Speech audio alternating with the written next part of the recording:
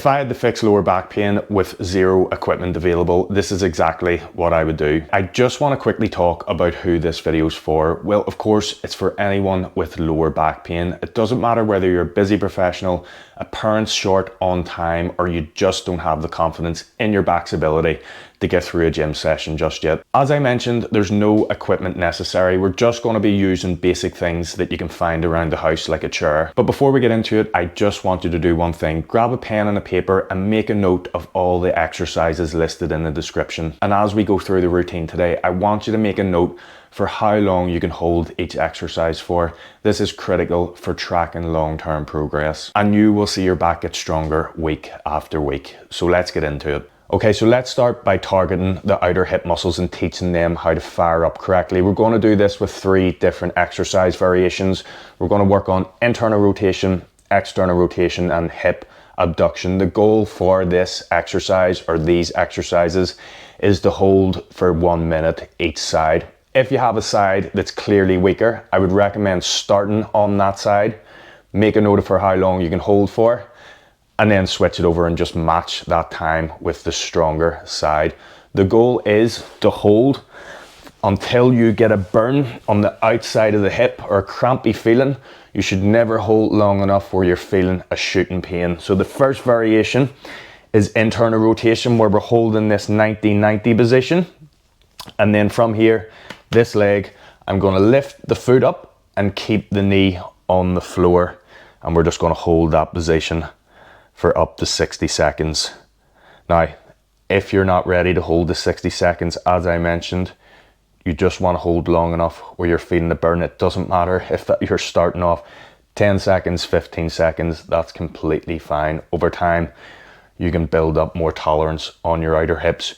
You might even start this exercise, and as soon as you lift that foot up, you'll just feel like a really weird cramping sensation.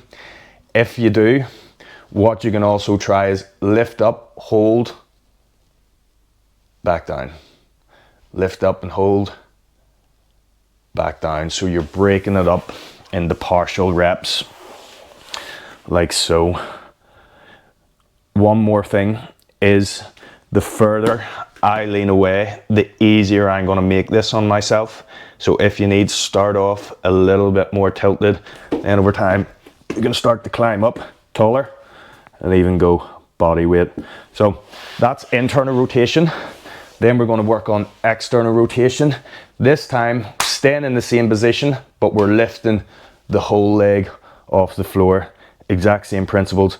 The further you lean away, the easier you're going to make this on yourself. So just find a position that's comfortable, and over time you can build up more tolerance, increase the time that you're holding for, and also get a little bit taller as well. And just like the first variation, I just want you to hold for as long as feels comfortable. So the last variation that we're going to go through here is hip abduction. So hope you can see this okay. If we lie on our side, bottom leg is bent, top leg is straight. Try not to lean back where your hips are opened up. We're gonna want to get right on our side here, and then I'm going to lift this leg off the floor and hold once again until I get a crampy feeling on the outer hip, and then switch it up. Make sure you don't hit all 3 variations one after the other on the same side. Break it up a little bit, so work the right side, say for internal rotation, then switch to the left, then back to the right for external rotation, and then the same for hip abduction. That way you're giving yourself a little bit of a rest in between. Then we're going to move into a glute bridge iso hold. I love this exercise. It's so good, especially for people who sit at a desk all day, because when you sit at a desk and you're pushing your hips back, especially if you're leaning forward to sit in a laptop, you're stretching out the glutes, which might sound like a good thing, but if you've had a desk job for 10, 15, 20 years, you know, that's a lot of stretching, and the consistent stretching is gonna weaken the muscle. So this exercise is literally the reverse movement pattern of sitting down. Instead of stretching out the glutes, we're gonna teach the glutes that it's okay to fire up and engage. So if we start with our heels close to our butt, then from here, push through your heels. Make sure you push through your heels, not your toes. Okay, so drive through the heels, lift your hips off the floor, and focus on engaging and squeezing the glutes. Now, you might feel a little bit of resistance before you get that squeeze. Okay, so you might get to here and your glutes just don't know how to fire up correctly. That's completely fine. I just want you to keep pushing up and pushing up until you can get that firing up feeling in the glutes. And you're just going to hold this position. Build up to a 90-second hold in this position. I like to hold a little bit longer because, as I mentioned, you don't always get the glutes firing up straight away, but the longer you hold, you can just progressively push into the squeeze. Now, once that gets a little bit easier, you can progress it into a single leg iso hold. I love this variation because it's also going to let you address if there's one side in particular that's not firing up quickly. And it's the exact same. Focus on engaging the glute that you're pushing through, and the other leg, just keep it off the ground. Now, this is a fair bit harder than the standard glute bridge, so I would make sure to build up to the full 90-second hold. Make sure that you can tolerate that, and then progress it in to the single leg variations. So the last exercise of this phase of the workout is a single leg L-sit, and what this exercise does is teaches the hip flexors that it's okay to fire up, especially if you're someone with an office job and you're sitting all day. You're constantly shortening this area of the hips. So later on in the workout, what we're going to do is start to train the hip flexors to be strong in those longer ranges, which is going to take a lot of pressure off your back, because when the hip flexors are short and weak, they pull the pelvis forward, which pushes your spine into pretty stressful positions.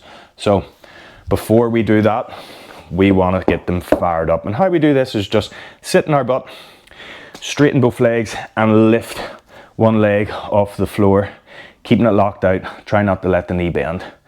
And the goal is to build up to a 30-second hold each leg. You can see my legs shaking already. Now, if you need to make this a little bit easier, you can just lean back and hold, and then over time, start to walk up a little bit taller until your torso is pretty straight, and you're holding for 30 seconds each leg. Out of all the exercises today for fixing lower back pain, this is arguably the most important, as it's going to teach the muscles in your lower back that it's okay to bend, pick things up and fire up without going into spasm. And what you're going to do is sit on the edge of a bench, keep your knees wide enough so you have space to drop your chest, and keep your feet in front of your knees. Grab the back of your head, then you're going to lift your chest up, pull the elbows back, retract your upper back, and then start to lower. Now, only come as low as you can go while keeping your spine neutral and not rounding like this. It's better off to stop here while keeping the back firing up, rather than trying to get here and completely rounding at the back. So keep the back engaged as you tilt forward slightly. Wherever you're at your weakest in your back is most likely where you're going to feel it the most here. And we're going to build up the 90-second hold. Now, if you're just starting this out, you might start with a 15-second hold or a 20-second hold. That's completely fine. Make a note of it. And every week we're just going to try and progress. Even if it's just adding 5 seconds on, that's still progression in the right direction. Once we've built up the 90-second hold, we're going to progress into body weight back extensions, but it's extremely important. Don't skip this step.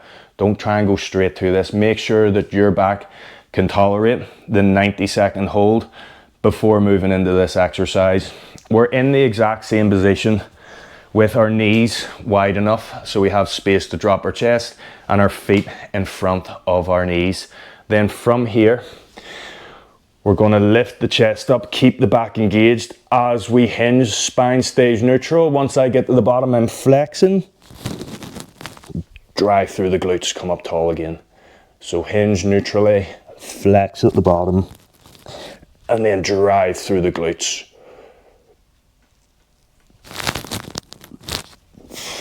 At the bottom of the rep, if we just tuck our chin to your chest, crunch in,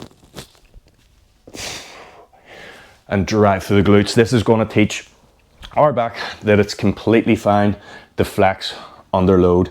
Now, when you progress to this step, I would start off somewhere between 8 to 12 reps, just the rep range that your back can tolerate. And then over time, you're going to build the set of 25 reps. Then we're moving into an ATG split squat stretch. So this exercise is probably best done on the stairs because you can actually use the stairs as a way to measure progression. The lower this front foot is to the floor, the harder this is going to be. So the only reason I'm not doing it on the stairs is because of my banisters in the way, so you wouldn't be able to see it. But if we put one foot elevated onto a box or a stair, keep the hips forward and the chest up, then from here I'm going to bring the knee over the toe and engage this rear glute, and you're going to feel a lot of tension in the hip flexors, and you're just going to hold this position. Now, if you need to set up beside someone or something to hold on to, that's completely fine, okay?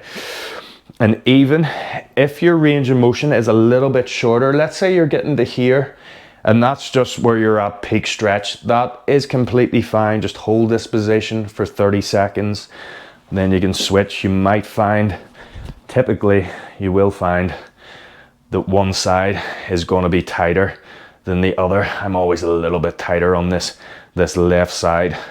And then over time, you can just work the lower stairs or lower platforms until you're on the floor. Probably shouldn't be doing this on a wooden floor with socks on. And this is where you're going to be at peak stretch in the hip flexors, where we're both feet floor level, chest up, rear glute engaged, and hold that position. Keep this rear knee off the floor. Now we're going to work the trap threes. The trap threes, or the lower traps, are muscles that run down the middle of your back along your spine. They're vital for support, but at the same time, they're often neglected, even among those that train on a regular basis. But there's a really simple way that you can target them at home. All you need to do is lie belly down, then start with your elbows tucked in by your side. From here, you're going to kick the legs back, lift the chest up off the floor, retract your upper back, and then slowly reach your hands away, finishing in the shape of a Y, and control the descent. Slide the elbows back in, lift up, engage the upper back, and reach away. If you can reach the full lockout like this, that is great, but you might find a little bit more resistance by the time you get there. So if you just slowly reach your hands away, let's say you can only push to here, that's okay.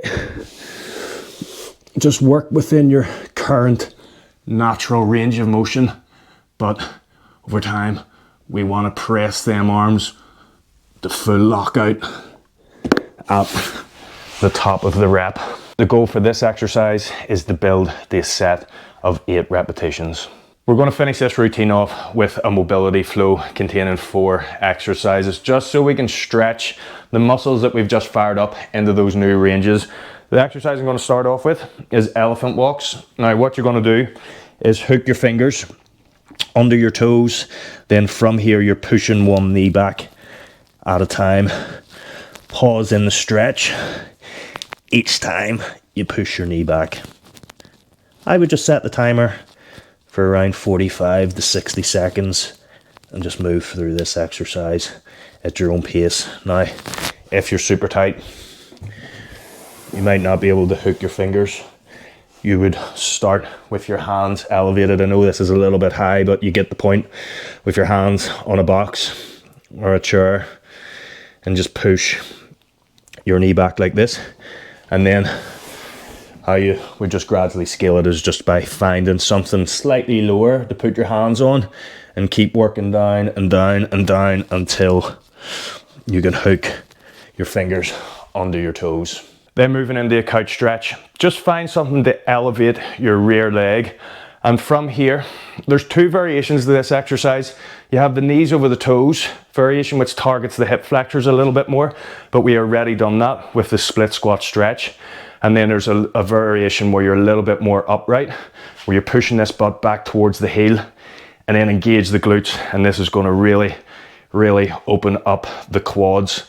Now, you can scale this by bringing your butt a little bit further away from the heels, and then over time you can walk it closer and closer until the leg is completely folded.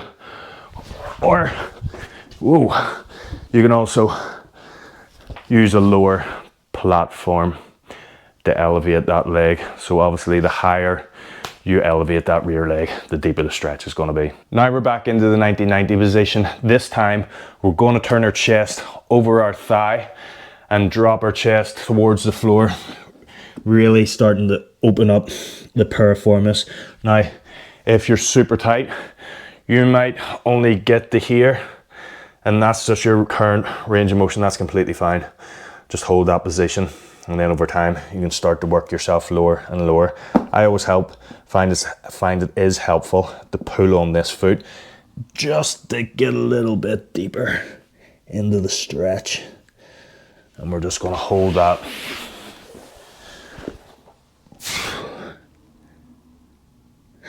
for 30 to 40 seconds each side. And we're finishing things off with a QL stretch. When your QL is tight, it pulls your pelvis into a lateral tilt, which once again forces your spine into stressful position. So it's the perfect mobility exercise to finish this routine off with. This is super common among desk workers as well. You'll most likely find that one side is quite tighter than the other. And what you're going to do is find something to post your arm on, and then you're going to hold pretty much like a side plank position. Keep the bottom leg straight and step the top leg across, and then from here you're just going to drop that outer hip towards the floor and just hold that stretch for 30 seconds each side. Just focus on your breathing. Deep breath in through the nose and exhale through the mouth. I'll just show it both sides so you have a good angle on it. Thanks for listening. Hopefully you found this helpful. And if you have any questions about the routine, just drop a comment under the video and I'll get back to you. Also, if it's not too much hassle, drop me a wee subscribe. It really helps the channel.